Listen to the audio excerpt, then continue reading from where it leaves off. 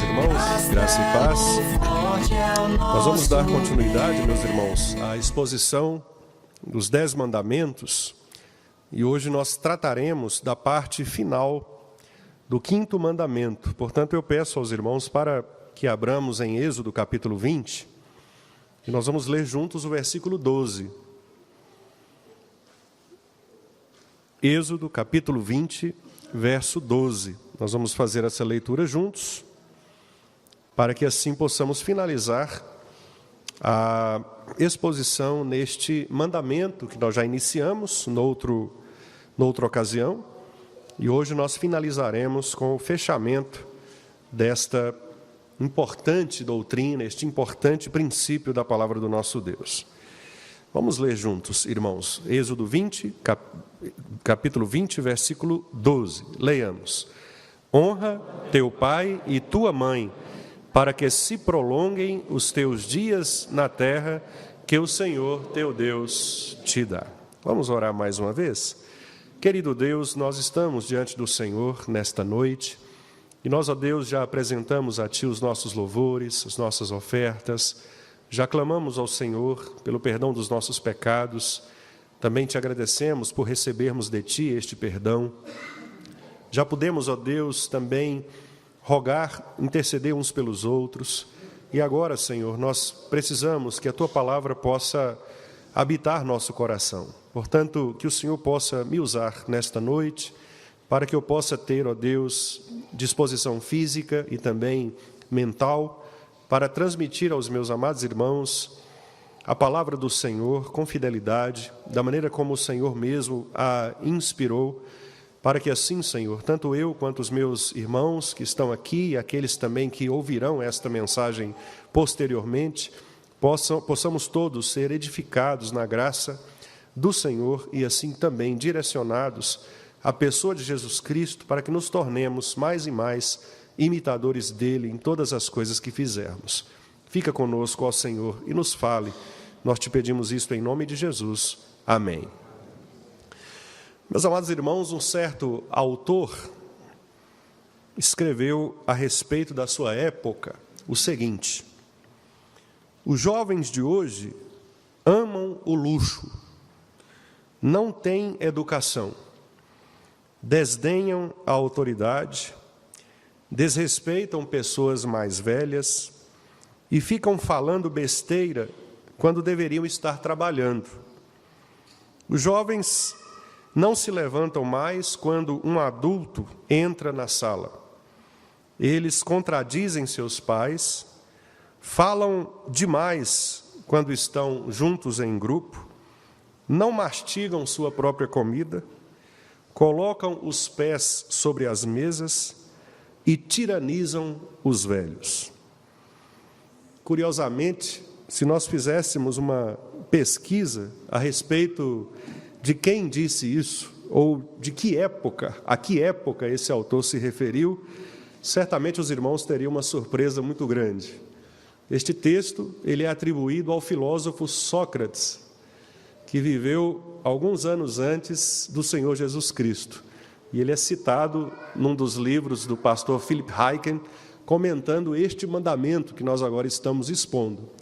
E esta verdade socrática da interpretação que ele fez da sua própria cultura relacionada aos jovens, curiosamente revela algo muito importante que a Bíblia já nos diz. O grande problema do ser humano não são as épocas, não são as gerações, não são as circunstâncias. O grande problema do ser humano é o pecado, é o seu coração corrupto e o coração que se torna inimigo e sempre afastado do Senhor. Portanto, quando nós olhamos para o nosso tempo, para a nossa época, e nós atribuímos à nossa época dificuldades relativas à autoridade, por exemplo, como estas que nós lemos aqui do filósofo Sócrates e que poderíamos facilmente aplicar à nossa época, nós vamos perceber que estes problemas, eles sempre ocorreram ao longo da história da humanidade. Se nós formos a Gênesis, logo no primeiro par de irmãos, nós já perceberemos este tipo de transgressão da lei de Deus. Nós perceberemos em Caim, por exemplo, a tentativa de desrespeitar as autoridades, como fizera com o próprio Deus, e também com o seu irmão, que embora não fosse necessariamente uma autoridade sobre si, mas do ponto de vista do 5º mandamento, lhe era superior, porque ali o seu irmão era para Caim um modelo, um exemplo. E as Escrituras Sagradas, ao falarem sobre autoridade, elas não atribuem a autoridade necessariamente à idade de alguém, à faixa etária de alguém, mas a outros vários elementos, como, por exemplo, a experiência na fé, a intimidade com Deus, que é a maturidade cristã. Por isso, muitas vezes, pessoas jovens, elas são mais maduras do que pessoas mais velhas, o que significa dizer que a autoridade espiritual, ela não está necessariamente no tempo de vida de uma pessoa. E por várias e várias vezes nós vemos as Escrituras trabalhar o aspecto da autoridade muito mais na subserviência, na submissão, na obediência que a pessoa tem para com Deus e com a sua palavra, do que qualquer outra coisa. Por exemplo, o apóstolo Paulo, instruindo ao jovem pastor Timóteo, que os estudiosos atribuem mais ou menos uma idade entre 30 e 35 anos ali, quando ele pastoreava Éfeso, Paulo disse que ele deveria ser modelo, padrão dos fiéis, e que ele deveria ser, inclusive, modelo para aqueles que eram mais velhos do que ele. Timóteo deveria tratar aqueles irmãos mais velhos como pais, disse Paulo, e as irmãs mais velhas como mães. As moças da sua própria idade, ou as jovens senhoras, ele deveria tratá-las como irmãs, e os jovens também, como seus próprios irmãos. Portanto, Paulo ensina que a autoridade ela não está colocada nem na faixa etária, nem muito menos em algum tipo de autodeclaração de autoridade, o que seria, na verdade, um autoritarismo. Mas a autoridade bíblica ela é aquela autoridade que é atribuída pelo próprio Deus. O que eu estou querendo dizer, meus irmãos, é que nós devemos nos lembrar das primeiras mensagens que nós fizemos em torno deste mandamento, para que os irmãos percebam que o mandamento quer nos ensinar, na verdade, é que toda autoridade ela é constituída por Deus, seja ela qual for. E por isso mesmo nós devemos aprender a honrar todas as autoridades que Deus coloca sobre nós. O 5º mandamento, ele é um mandamento bastante emblemático, e colocado logo após o 4º mandamento, porque, como os irmãos já sabem, ele abre aquilo que nós conhecemos como segunda tábua da lei. Na primeira tábua, nós aprendemos os mandamentos que exigem de nós uma relação íntima com Deus. Os 4 primeiros mandamentos nos ensinam como nós devemos nos relacionar com o nosso Criador. Os outros 6 mandamentos nos ensinam como nós devemos nos relacionar com as pessoas. E eu já chamei a atenção dos irmãos para o fato de que há uma similaridade entre o 1º mandamento e o 5º mandamento. Porque no 1º mandamento nós vemos o Senhor Deus exigir do seu povo exclusividade. Uma exclusividade que é própria do seu caráter, da sua glória. Não terás outros deuses diante de mim. Portanto, quando o nosso Senhor abre o 5º mandamento, ele também traz esse mesmo peso de glória. Os irmãos se lembram que a palavra honra, que está escrita aqui na nossa tradução, é uma referência à mesma palavra, ou tipo de raiz da palavra glória, que significa pesado, que significa algo que deve ser respeitado, reverenciado. Portanto, o que Deus pretendeu mostrar no equilíbrio das tábuas é de que, da mesma maneira como nós o temos como a referência de autoridade, nós também temos na terra aquelas autoridades que Ele mesmo, Deus, constituiu sobre nós, a quem nós devemos honrar. E o Senhor então determina que esta honra, ela comece na família. Por isso as expressões pai e mãe. Porque a família é de fato o primeiro núcleo onde Deus age com poder para ensinar as pessoas como elas devem honrar o seu próximo.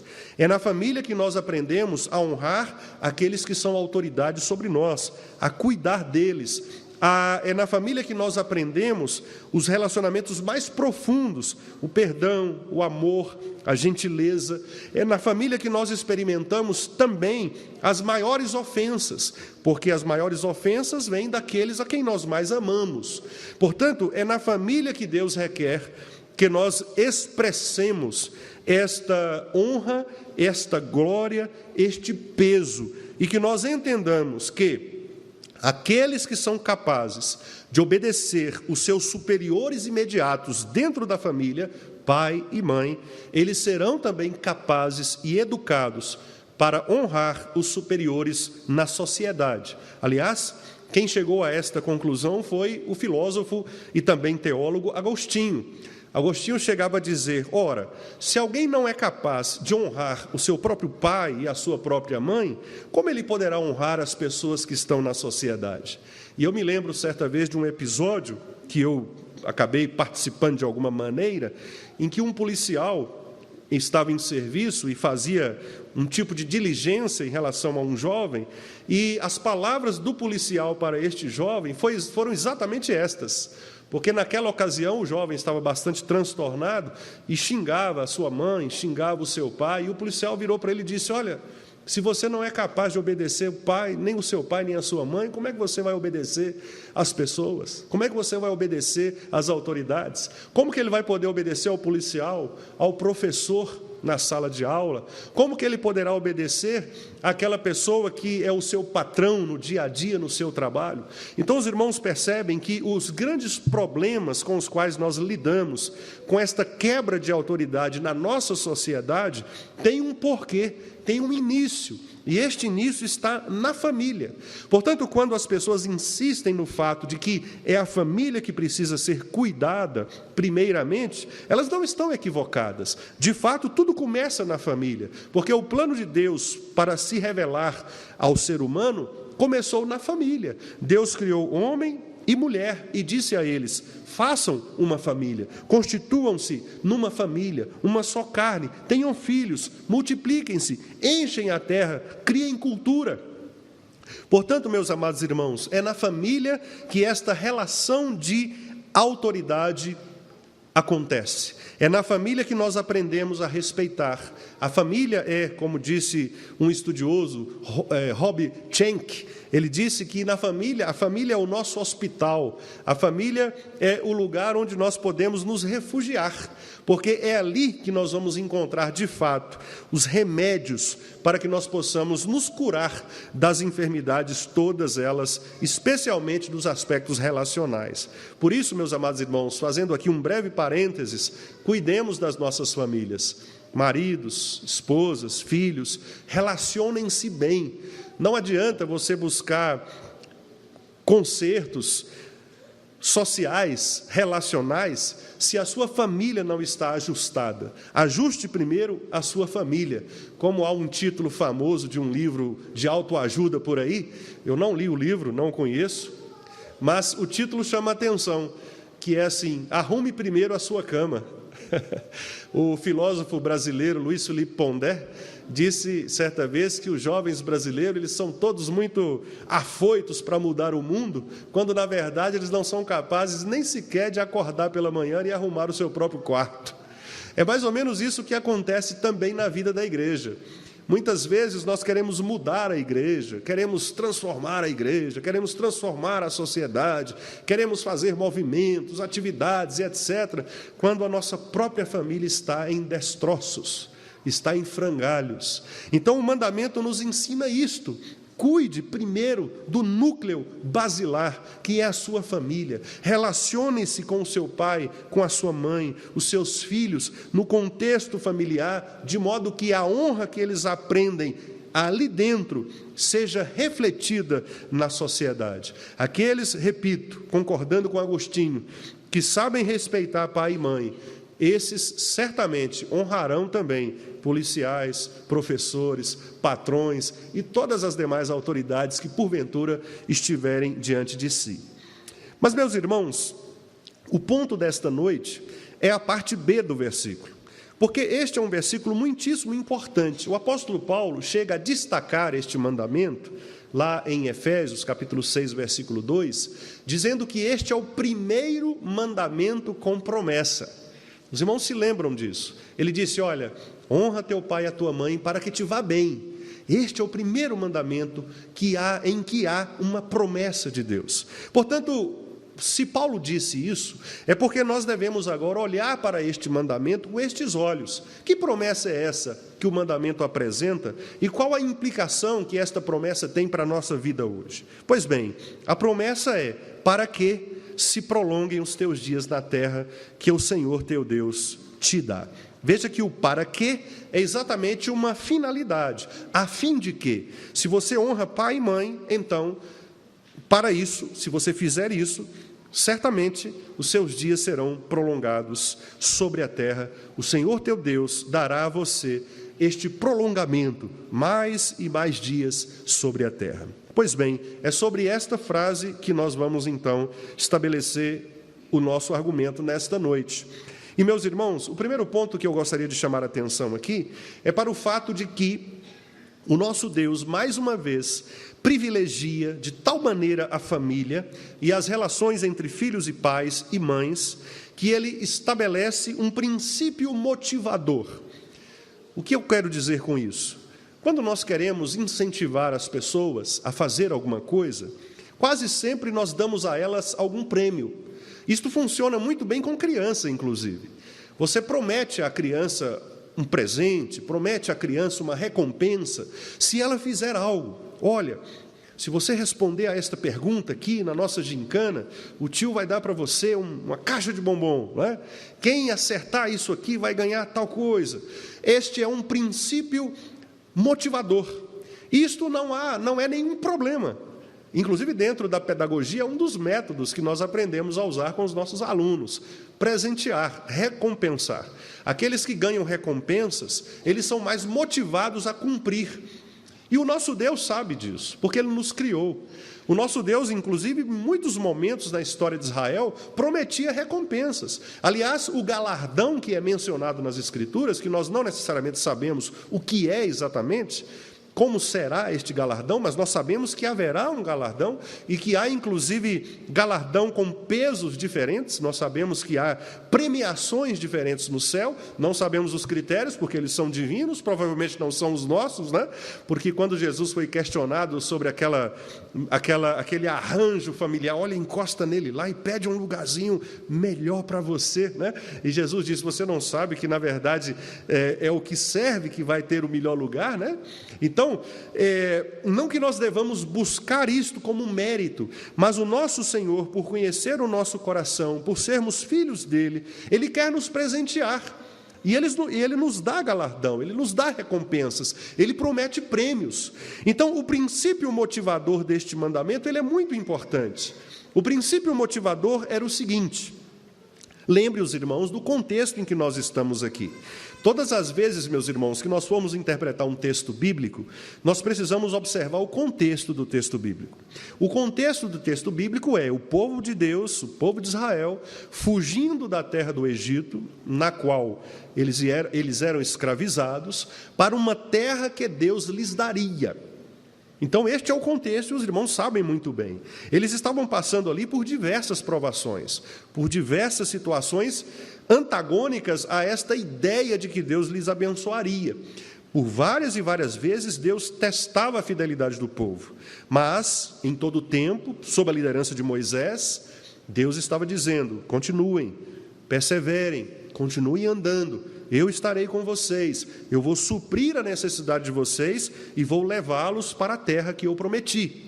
Então, por alguns momentos da sua caminhada, o povo de Israel se esquecia destas promessas.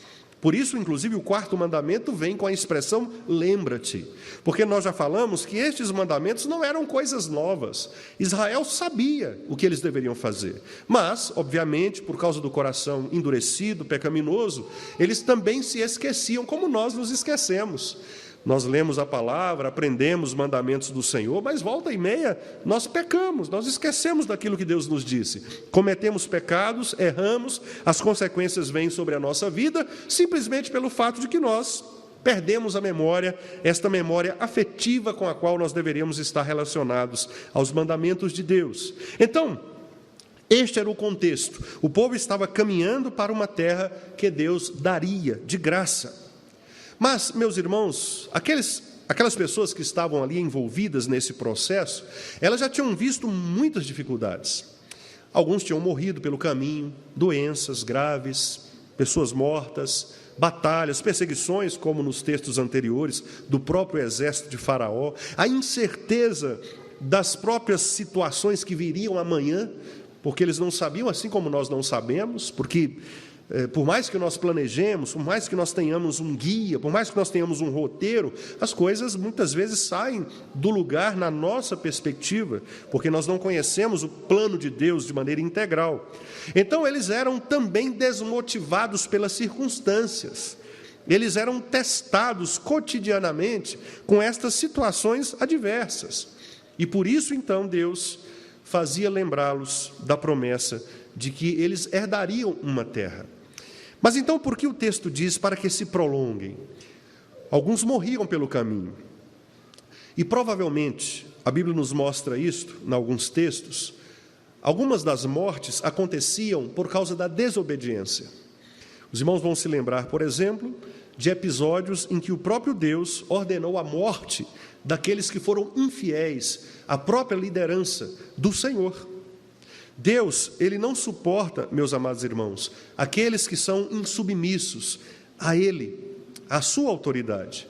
O nosso Senhor, muito embora seja misericordioso e extremamente longânimo, Ele tem também um limite. O limite de Deus é o limite de que Ele próprio estabelece da sua misericórdia. Os irmãos se lembram da palavra do reverendo João Paulo aqui, quando analisou o texto de Hebreus, em que ele mostrou exatamente a respeito disso. Há limite. Chega um momento em que Deus, Ele dá tempo para as pessoas, mas há um momento em que esse tempo se esgota. E nós não sabemos como que Deus age com um ou com o outro, mas o fato é que o próprio Deus, muitas vezes, Ele endurece o coração das pessoas para que elas percebam este afastamento e, por este afastamento, elas colham consequências graves na sua vida. Então, muitos daquelas pessoas que andavam pelo deserto, elas acabaram morrendo, adoecendo, acabaram colhendo consequências desastrosas. E uma das razões que os estudiosos apontam, possivelmente, fosse exatamente esta razão, ou seja, a insubmissão, a rebeldia às autoridades. Provavelmente a falta de ouvir conselhos daqueles que eram mais sábios. A falta de ouvir a ordem e o mandamento daqueles que eram líderes sobre o povo. E, meus amados irmãos, não à toa a palavra de Deus nos orienta que nós devemos ouvir aqueles que são líderes sobre nós. Lá em Hebreus, capítulo 13, o escritor, por 2 vezes, menciona que nós devemos obedecer aos nossos guias. E depois ele diz que nós devemos lembrar dos nossos guias. Portanto, o que Hebreus 13 mostra é que a liderança que Deus coloca sobre nós é uma liderança fundamental para nos guiar no bom conselho da palavra. Quando nós nos tornamos membros da igreja, no caso a Igreja Presbiteriana do Brasil, e fazemos a nossa pública profissão de fé, uma das respostas que nós oferecemos é de que nós estamos dispostos a obedecer à palavra de Deus, bem como também obedecer às autoridades que Deus colocou sobre nós, enquanto estas autoridades forem submissas à palavra. Esta é uma promessa que cada um de nós fez voluntariamente. Ninguém foi obrigado a declarar isto na frente de Deus e das pessoas. Fizemos isto voluntariamente. Por quê? Porque o princípio é este. Deus coloca sobre nós aqueles que são os nossos pais e as nossas mães. Porque a expressão, como vimos na mensagem anterior, pai e mãe, não se referem apenas a pais e mães físicos ou sanguíneos, humanos, mas a pai e mãe como liderança sobre nós. Sejam eles, inclusive, pais chamados, entre aspas, espirituais, aqueles que Deus usa para nos levar até Jesus Cristo. Mães, que são aquelas pessoas, aquelas mulheres que intercedem por nós, que também nos guiam na palavra. A liderança espiritual da igreja, que mantém a palavra do Senhor centralizada, para que por meio desta palavra o povo de Deus cresça. Então, meus amados irmãos, possivelmente a derrocada de muitas daquelas pessoas no deserto se deu em razão de que elas foram insubmissas ao bom conselho e ao ensino da palavra. Meus irmãos, não é difícil nós observarmos no nosso próprio contexto quantas e quantas igrejas muitas vezes têm se afundado, porque elas têm tido dois problemas. Por um lado, o problema daqueles pais e mães, nesse sentido espiritual do termo, que não cumprem o seu papel de serem fiéis à palavra e orientar os filhos, ou aqueles que são servos, ou as suas ovelhas, na palavra do Senhor. Portanto, estes maus pastores que os profetas em vários lugares denunciam, eles também serão culpados diante de Deus, porque eles estarão transmitindo mensagens, são mensagens falsas e que conduzem o povo para distante do Senhor. Mas há também um outro lado da história. Existem aqueles pastores que são fiéis à palavra de Deus, aqueles irmãos que se esmeram no ensino e que desejam, em primeiro lugar, fazer com que o seu povo, a sua igreja, se fundamente na palavra do Senhor. E, em alguns casos, muitos irmãos, algumas pessoas, se rebelam contra este ensino. Muitas vezes por questões pessoais, por preferências, ou N outras razões. Mas o fato, meus amados irmãos, é que o mandamento nos diz que nós devemos estar sempre com os corações dispostos a ouvir aqueles que Deus colocou como liderança sobre nós. E devemos testar essas lideranças a partir da palavra do Senhor. Portanto, para que nós prolonguemos a nossa história, é preciso que nós honremos aqueles a quem Deus colocou como nossos líderes. Mas eu quero também fazer uma observação importante, porque os irmãos devem interpretar as Escrituras, como eu disse, com o olhar sempre no contexto e da maneira correta. É óbvio, meus amados irmãos, que quando o texto diz, aliás, não é tão óbvio assim, por isso eu vou explicar, não é tão óbvio. Alguns podem pensar o contrário. Por exemplo, o texto diz para que se prolonguem os teus dias na terra. Naturalmente vem à nossa cabeça a ideia de dias, de tempo de idade. Então, a primeira associação que alguém pode fazer é, então quer dizer que se eu obedecer o meu pai e a minha mãe e for fiel a eles, eu vou viver mais de 90 anos? Eu vou viver 100 anos? Eu vou viver pelo menos mais de 80 anos? Porque na cabeça de algumas pessoas, esta é a mensagem do mandamento. Os teus dias vão se prolongar. Mas, meus irmãos, aqui tem um detalhe importante. Nós estamos diante de uma expressão hebraica. E a expressão hebraica, prolonguem os teus dias, ela indica prosperidade espiritual. E não necessariamente sequência de dias. Não é uma questão numérica, é uma questão qualitativa, não é quantidade, é qualidade. Por isso o apóstolo Paulo, sabendo muito bem o hebraico, fez a melhor interpretação que se poderia fazer deste mandamento. Lá em Efésios 6:2 ele disse, honra teu pai e tua mãe para que te vá bem. Observe que Paulo não menciona a questão de tempo, mas ele menciona a questão de qualidade. Portanto, a ideia de prolongar os teus dias não é que você vai viver mais se você honrar pai e mãe. Porque senão nós teríamos que questionar a Deus daqueles irmãos nossos que são fiéis aos pais, à mãe, que são obedientes, que honram e que morrem cedo. Crianças que morrem, jovens, adolescentes, que partem, morrem. E aí, será que é um castigo que eles receberam por não terem honrado o seu pai e a sua mãe? É óbvio que não.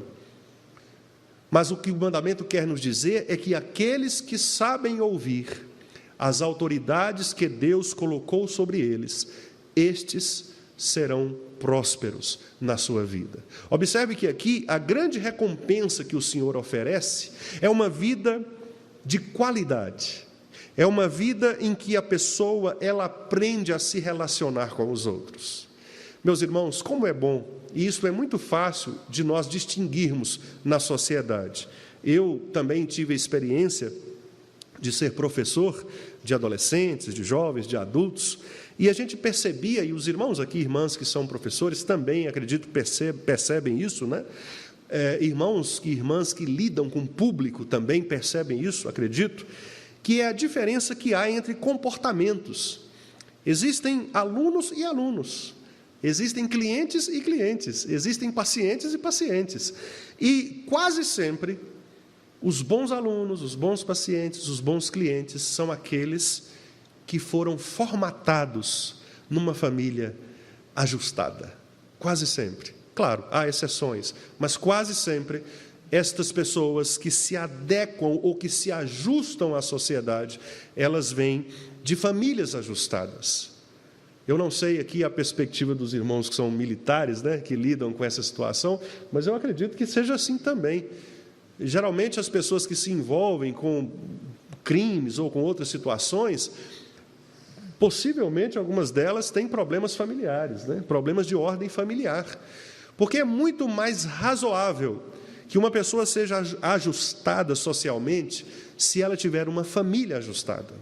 Por isso, meus amados irmãos, o prolongamento dos dias aqui, repito, não se refere ao número, ao tempo. Não quer dizer que uma pessoa vá viver 100 anos se ela honrar pai e mãe, mas de uma coisa é certa, ela será bem-sucedida na sociedade. Ela será uma pessoa honrada, ela será uma pessoa benquista, ela será uma pessoa sociável, de bom relacionamento, educada, humilde, simples, uma pessoa que sabe apertar a mão do outro, que sabe sorrir, que sabe conviver, porque ela aprendeu isso com seu pai e com a sua mãe. Ela não será capaz de afrontar a liderança. Ela não será capaz de, diante de uma admoestação pastoral, levantar, estufar o peito e afrontar a liderança pastoral, porque ela não fez isso na sua casa, porque quando ela tentava fazer isso, o pai e a mãe mostravam a ela qual é o seu lugar. Desculpe, irmãos, ela não vai se levantar contra policiais, contra professores. Por quê? Porque os pais ensinaram a ela, olha, quando entrar um professor na sala de aula, ele é a autoridade. Você tem que ouvi-lo. Meus irmãos, isto é muito fácil de nós percebermos.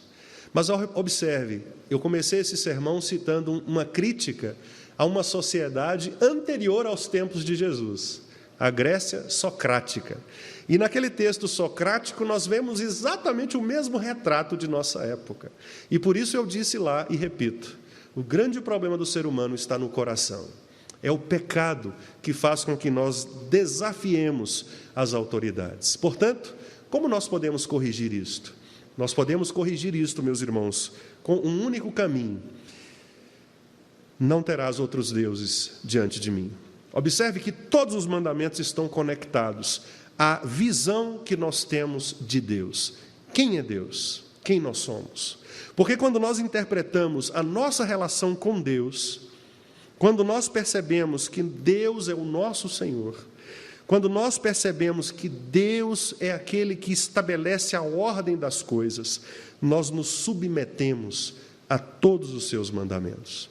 E mais do que isso, quando o texto diz, se prolonguem os teus dias na terra, que o Senhor, teu Deus, te dá. Observe, meus amados irmãos, um detalhe importante aqui. A palavra Senhor, como os irmãos já sabem, porque eu tenho destacado isso muitas vezes, quando escrita desta forma, diferente, maiúscula, é a tradução da palavra Iavé, que significa o Deus da aliança. E toda vez que tiver esta palavra, Senhor, que é Iavé, ela está apontando para o Deus da aliança, e essa aliança, ela foi realizada em Cristo. Mas por que isso, pastor? O que isso tem a ver? Observe a relação de pai e filho entre Deus Pai e Jesus Cristo. Ali, meus amados irmãos, nós temos a perfeita relação entre um pai e um filho. Ali nós temos o exemplo perfeito de submissão de um filho em relação ao pai. Curiosamente, Paulo registra em Romanos 3, a partir do versículo 21, um contrato estabelecido entre pai e filho. Deus Pai chama Jesus Cristo o Filho e diz assim: eu escolhi algumas pessoas para serem salvas e fazerem parte da nossa família, mas eu preciso que você morra por elas. Você aceita esta condição? E o Filho Jesus Cristo, na economia, na administração da Trindade, disse: aceito. A quem Deus propôs no seu sangue como propiciação, para ser Ele mesmo justo e justificador dos que têm fé em Jesus. O Filho aceitou a proposta do Pai. O Pai não obrigou o Filho, mas o Pai argumentou com o Filho aquela boa obra que ele deveria realizar. O Filho, portanto, vem e, ao vir, ao se encarnar, claramente os evangelistas dizem: ele veio voluntariamente. A vida que ele está oferecendo é voluntariamente. Ele está dando a sua própria vida, como o próprio Pai deu o Filho por amor. E o amor é voluntário. O amor não é obrigado. O amor é uma disposição do coração voluntária, que não se prende a circunstâncias além do próprio amor. Portanto, Cristo vem e voluntariamente Ele vive sua vida humana, sofrendo a morte de cruz, para cumprir aquele contrato, aquele pacto, por isso a palavra pacto ou aliança, que Ele estabeleceu com o seu Pai. E ao finalizar, Ele então, na cruz, dizendo a sua última palavra, Ele não chama Deus de Senhor, mas ele diz: Pai, nas tuas mãos entrego o meu espírito. O que significa que Jesus Cristo honrou o Pai até o fim. E ele foi bem sucedido, para que te vá bem, para que prolongue os teus dias. Cristo venceu a morte porque foi obediente. Paulo disse isso lá em Filipenses: obediente. Mesmo sendo Deus, não quis ser igual a Deus, esvaziou-se para cumprir o plano projetado por Deus, o Pai, na pessoa do Filho. Queridos, quando os filhos amam os seus pais e obedecem aos seus pais, aos bons conselhos dos seus pais, conselhos bíblicos, se você tem um pai, uma mãe que ama o Senhor, ouça. Caso você não tenha, ore por eles. Não queira ser pai do seu pai, mãe da sua mãe, apenas ore por eles. Mas lembre-se, você deve honrá-los até o fim. O que significa que os seus lábios não devem pronunciar palavras de irreverência. O que significa que você não deve tomar o lugar de um crítico. Mas você deve honrar com as palavras, com gestos. Se o seu pai te abandonou, se a sua mãe te abandonou, se você não consegue ter um relacionamento afetivo, próximo com os seus pais, por quaisquer que sejam as razões, ore, peça ao Senhor que restaure no seu coração este relacionamento, para que você possa, ao menos, orar por eles, ao menos clamar ao Senhor que a salvação venha sobre eles, para que assim eles também, durante o tempo que lhes resta, e segundo a vontade de Deus, possam refazer os seus corações de acordo com a palavra do Senhor. Seja um filho obediente ao seu Pai celestial e também aos seus pais terrenos. Porque, meus amados irmãos, fazendo assim, nós seremos respeitados na sociedade. Lembre-se do que disse Agostinho: se você não é capaz de respeitar o seu pai e a sua mãe, você não será capaz de respeitar mais nenhuma outra autoridade. É isto que Deus requer de nós, que nós saibamos honrar todas as autoridades, para que sejamos bem-sucedidos, para que sejamos bem vistos, para que sejamos bons exemplos, inclusive para os nossos filhos, para que eles também sejam criados nesta disciplina e neste incentivo do Senhor. Admoestação é incentivo nesta promessa, nesta recompensa. Os filhos precisam ser motivados a nos obedecer. E é por isso que Paulo disse: pais, não irriteis os vossos filhos. O que Paulo diz ali é que os pais não devem criar nos filhos objeção ao seu próprio modelo. O pai não pode olhar, o filho não pode olhar para o pai e dizer: ah, é? Você quer que eu seja como você é? Assim, fala uma coisa e faz outra? Não irritem o seu filho. Seja modelo para ele como Deus é para nós, para que ele seja admoestado, motivado, como esta recompensa aqui, para que ele veja na honra do seu pai e da sua mãe uma recompensa. Eu vou obedecer meu pai, eu vou obedecer minha mãe, porque eu sei que fazendo isso, Deus vai me fazer prosperar ao longo da minha vida.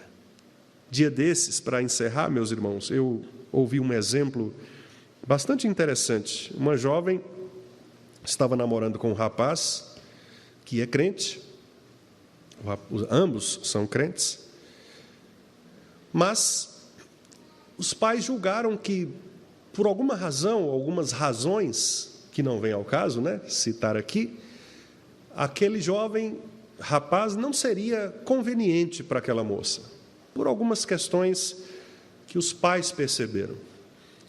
E o desfecho da história é que é o exemplo que eu quero citar. Depois de conversar com eles, conversar com o pastor que os pastoreia, a moça tomou a decisão de obedecer os pais. E ela então chegou para o rapaz, eles terminaram o relacionamento, continuam na mesma igreja, são irmãos em Cristo, mas ela foi obediente aos seus pais. Eu não tenho dúvidas, meus amados irmãos, de que ela receberá a recompensa da sua obediência. Não tenho dúvidas, porque é esta a promessa do Senhor para nós. Calvino, quando ele foi chamado para o ministério, o seu pai não queria que ele fosse. O seu pai queria que ele fosse advogado, que ele fizesse direito à área de estudos, Ele fez direito às duas coisas, mas nesse caso aqui é a área de estudo. E ele foi chamado para o ministério. O que vocês acham que Calvino fez? Obedeceu o pai. Ele fez o curso de direito como o pai queria e disse: está aqui, pai, eu fui obediente ao Senhor. E depois disso, ele foi então para o ministério. E mais na frente ele cita o benefício de ter conhecido o direito para o uso deste direito no ministério. Ele cita isso nos seus escritos, e você vê claramente nos escritos dele esse modelo argumentativo próprio do mundo do direito. Diferente de Lutero. Lutero desobedeceu. Talvez por isso nós sejamos calvinistas e não luteranos, É brincadeira. Mas obedeçamos àqueles que são autoridades sobre nós. Deus certamente há de recompensar aqueles que forem submissos e aprenderem a honrar as autoridades que Deus colocou sobre nós.